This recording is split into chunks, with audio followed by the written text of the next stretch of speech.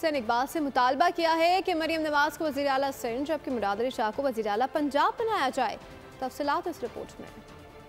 دے دیں اور مراد علی شاہ ہم نے کراچی میں امن قائم کیا۔ مریم ہمیں دے دیں اور مراد علی شاہ ہم نے کراچی میں امن قائم کیا۔ مریم دے دو، مراد علی شاہ لے لو، کراچی کے تاجروں کا انوکھا مطالبہ۔ وفاقی وزیر حسین اقبال سے اجلاس کے دوران تاجر رہنما نے مریم نواز کو وزیر اعلیٰ سندھ بنانے کی حمایت کر دی۔ کہا مراد علی شاہ کو پنجاب کے وزیر اعلیٰ بنا دیا جائے۔ تاجروں کے مطالبے پر حسین اقبال مسکراتے رہے، کوئی جواب نہیں دیا۔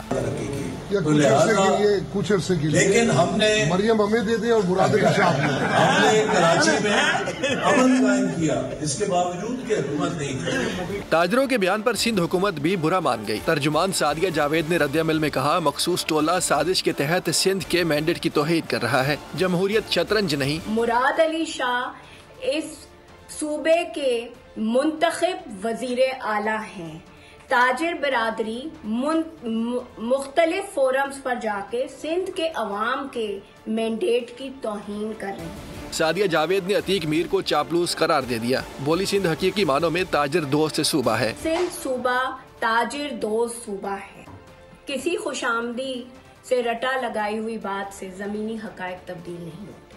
ایک چاپلوس کا بیان تاجر برادری کا بیانیہ نہیں ہو سکتا۔ دوسری جانب عتیق میر نے وضاحتی بیان میں کہا، میرا بیان بلدیاتی کارکردگی کے حوالے سے نہیں تھا، وہ محض ایک مذاق تھا۔